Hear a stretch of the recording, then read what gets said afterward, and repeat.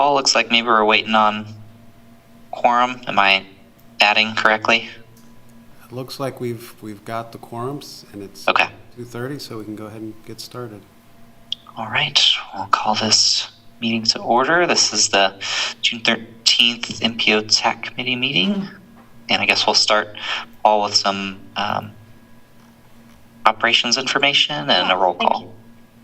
Good afternoon. Welcome to this hybrid meeting. This meeting is being recorded and broadcast on the city's YouTube channel. Please remember to mute yourself during the meeting when you're not speaking. The chat function for this meeting is disabled and will go directly to Paul and I as co-hosts. Unless you're participating in the meeting, please turn off your video. This allows active meeting participants to be seen on screen. The city and MPO reserve the right to mute people or turn individual videos off to minimize distractions during the meeting. I'll turn it over to Paul for a roll call vote. Thank you. Crick? Here. Cronin? I'm here. Quisenberry? Looks to be absent. Gentry? Here. Mathis? Here. Rodden? Looks like he's absent. Was expecting him to join. Stanford? Looks to be absent. Voigt? Also absent. And Weigel? I am here. I do see Lindley. Yeah, Lindley Stanford here. Great, thanks. Not Stanford. Thank you. Thank you. Okay, so we do have a quorum. All right, thank you for that. Next item is public comment. Do we have anyone in the room? Any written public comment? Nobody is present here, and I don't see any hands raised on the Zoom. All right. Item C is approval of the minutes. Looks like we have the May 2nd minutes. Everyone has a chance to review those. Do we have any comments, thoughts, motions?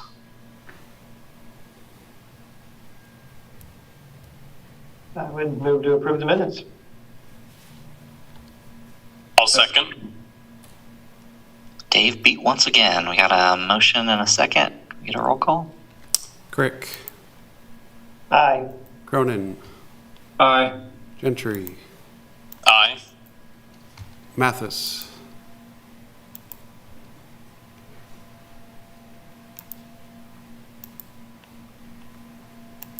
Sorry about the technical difficulties. Sanford? Aye. And Weigel? Aye. The motion passes unanimously. Right. We are on to Section D agenda items. We have a TIP amendment number 2. Right. So this is our second amendment to the TIP, as mentioned. I'll pull up my screen here. Give me a moment.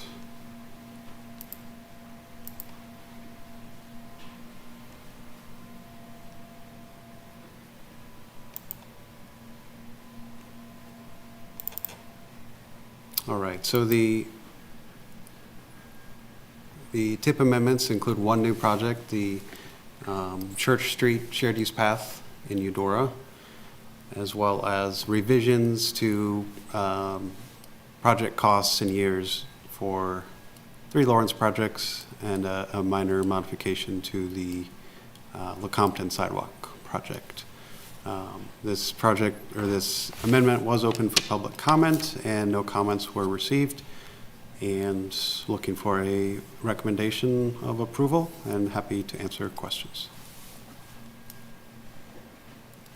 All right. Thanks, Paul. I did take a look through these and don't believe I had any thoughts or questions, but look around the room. Anybody have comments or questions about this?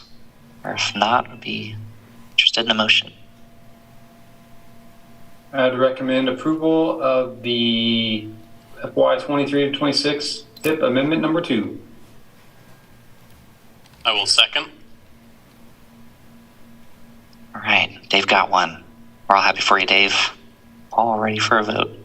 Crick? Aye. Cronin? Aye. Gentry? Aye. Mathis, Aye. Sanford, Aye. Weigel. Aye. The motion passes unanimously.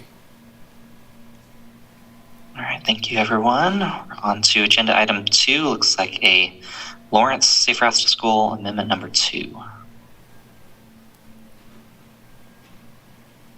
How about I unmute myself? Like I haven't done this before.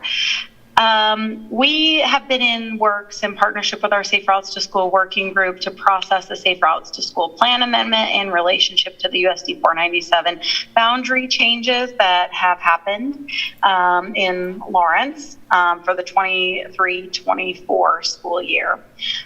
We went back through, since our Safe Routes to School plan has a provision when boundaries are changed, to review the process of establishing routes based on those new boundaries. And we put out a draft set of improvements for public and for a public process. And so this was a condensed timeline, since the school board's decision really to set the elementary school boundaries didn't happen until May 8th at the last kind of vote of their choice. So you can see we were in a condensed timeline to turn around some amendments based on those new boundaries and where we looked at student densities.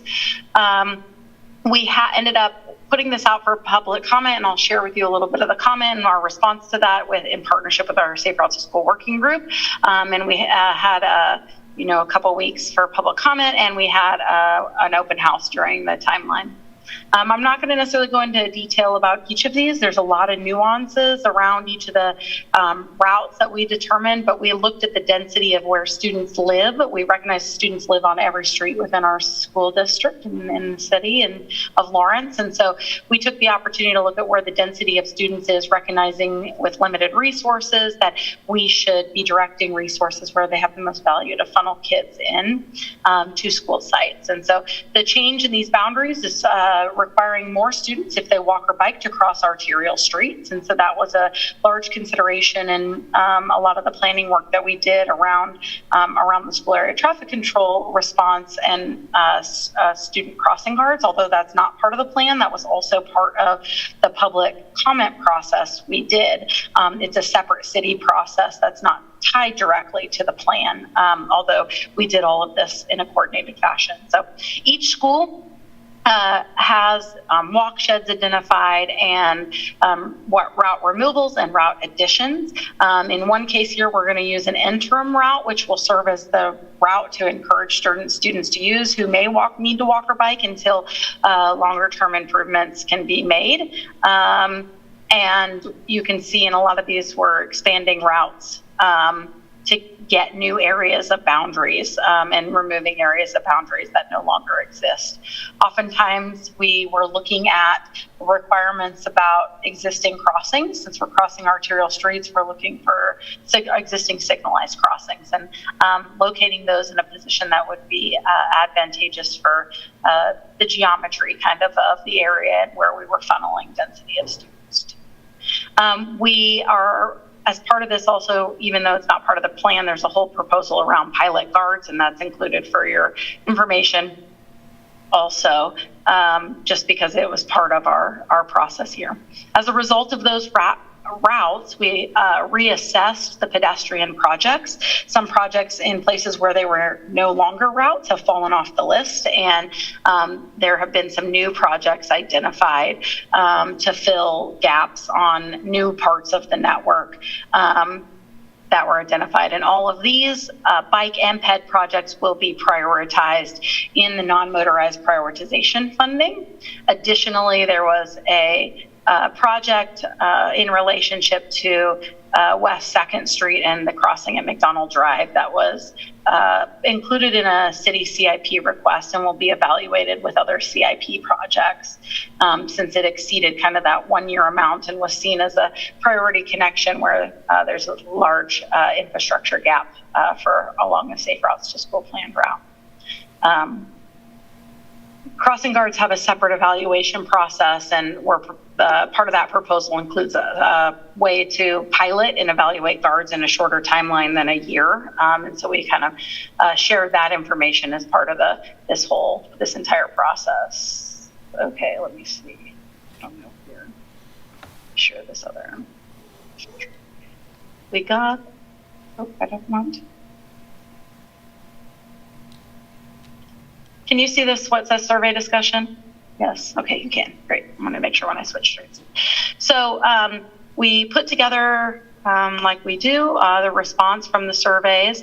We had 2 surveys, one was about crossing guards and one was about routes. We received 41 responses to the routes and projects, questions, and we took the opportunity to summarize those here. Lots of concerns about things that we're familiar with in terms of safe routes to school. Some concern about route in terms of distance, saying there may be a shorter route, and then oftentimes if that was the case, it was because the shorter route was along a longer section of arterial street, and so we didn't use that route, or it would have required higher volume crossing or our non-signalized intersection. And so we had to make decisions based on existing infrastructure. Concerns about traffic, which we hear often in our multimodal planning conversations. And concerns about then crossing and physical infrastructure improvement. So we tried to address those in the specific locations where they are. Some of them were at-large comments, I think, are reflective of the work that all of the city programs and projects that are implementing multimodal improvements kind of speak to together as we, as a region, continue to make progress on multimodal safety. So we aren't going to talk in specifics about crossing locations, but we responded to those and to the infrastructure improvement requests. We evaluated whether they were on our elementary route or a middle school route, and some of the traffic calming requests will need to be evaluated by municipal services and operations, and that's a separate process. And others, either the sidewalk was already in the priority of projects list, but not as a safe route, or were not areas where routes had been determined, and the committee had chosen not to add or change the routes based on the comments that were received. We did also kind of look in general about how people were impacted or not impacted by the boundary decision. The majority of respondents we heard from, out of the 41, either some, 11 of them didn't have students enrolled in the school district, which is an interesting reflection. And a majority of the ones that did have a student enrolled were not impacted by boundary changes, but we're still concerned about our safe routes to school process. So with our limited timeline, we recognize we probably could have done additional work for engagement, and we need to reflect on that, I think, in terms of engaging communities more where they are when we do our safe routes to school plan update. That's our regularly timed update. So we then included kind of all the comments that weren't necessarily specific, but, besides topic, and you can read those in the summary. We finished after we posted on your agenda last week what that actually looks like in the Safe Routes plan. So all of these changes reflect to maps and projects and removing the removed schools from the existing plan. And we have finished that draft and we posted that for the MPO meeting, but it just reflects all of the things that are included in changes as a result of what we proposed. I'd be happy to entertain any questions you may have. This was a really challenging process for us. It is reactionary to the decision made by the school district, and we recognize that in a lot of cases, kids will be crossing higher volume, higher speed streets. And so there's a lot of concern, I think, from the community about that. And we're going to have to see how that impacts the program at large. And there's, we're talking here about the built environment improvements and the crossing guards, which are 2 programs of which the MPO and the city are heavily involved in. There are equally initiatives by public health that don't impact the text edits to the plan, but that are going to be programmatic work around distribution of the encouragement maps that we'll be working on editing, and the circulation maps that we partner to edit. And those also impact, I think, the programming that happens around safe routes to school. So there is other stuff happening. It's just not part of the technical plan language edit kind of required as part of this part of the process, but wanted to make you aware of that because it goes beyond just built environment in terms of the communication and education. I think that needs to continue to happen to be part of Safe Routes to School. All right, appreciate that presentation. Look around the room. Anybody have questions about where we're headed with this? I do have one, Jessica. So been involved in the crossing side of things, just with working with Brad and their team. So understand when people have proposed other crossings, and we'll try to evaluate them just because of that challenging timeline between school district decision, budget year, when those evaluations happen. We're looking at 2024, 25 school years for those changes to be evaluated.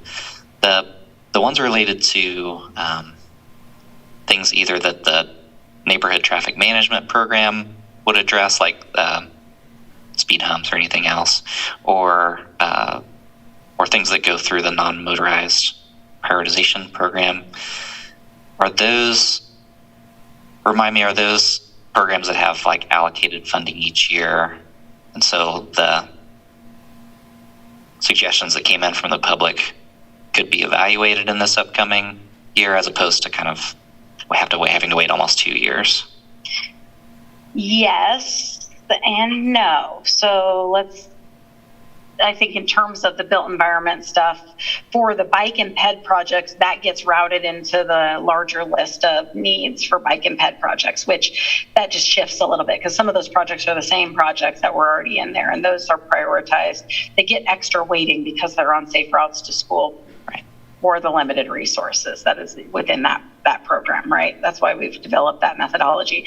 So those are getting fed in right now and will be evaluated as part of the 5-year bike ped CIP that the Multimodal Transportation Commission evaluates annually to recommend their list of projects.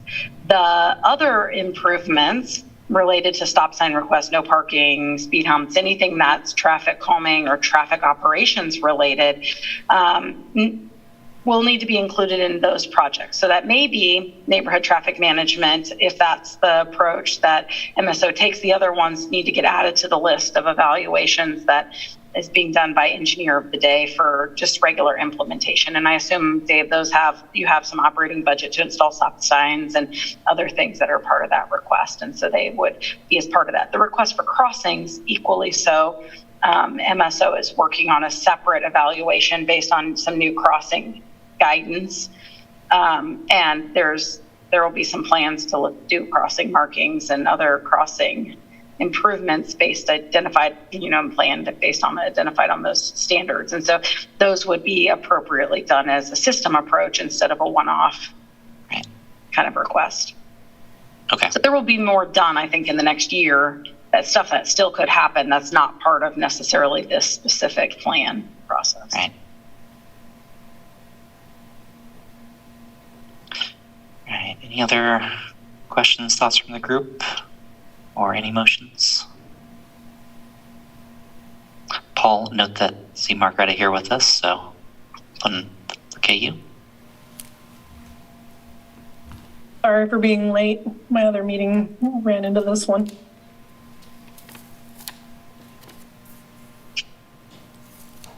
I will motion to approve the Safe Routes to School routes and incorporate them into the Safe Routes to School plan. Second that. Motion and a second. Can we do a roll call vote, Paul? Crick, Aye. Cronin, Aye. DeVries, Aye. Gentry, Aye. Mathis, Aye. Sanford, Aye. Weigel. Aye. Motion passes unanimously. And Paul just seamlessly slips people in alphabetical order. It's a thing of beauty. Appreciate your work over there. Quick updates. We have any of those? I don't believe so. Other business? Don't see anything listed. Do we have anything there? All right. See, our next meeting is July 11th, or another date set by TAC. Thank you very much, everybody, and we'll see you then. Jessica, I have a quick question. Yes? I just for myself, I wanted to confirm I am not on the policy board for the meeting tomorrow, correct? On Thursday, but correct, you're not on the policy board. That is Steve Freeman, maybe? Okay, I think so. I'll remind him because he's so new. Owen? Oh, Owen. Okay, Owen did it. Right? Isn't it Owen? It could be. Okay. I'll remind him so he can get on there. Okay. Thank you. Yeah. Yep. No worries. All right. Thank you everybody. all.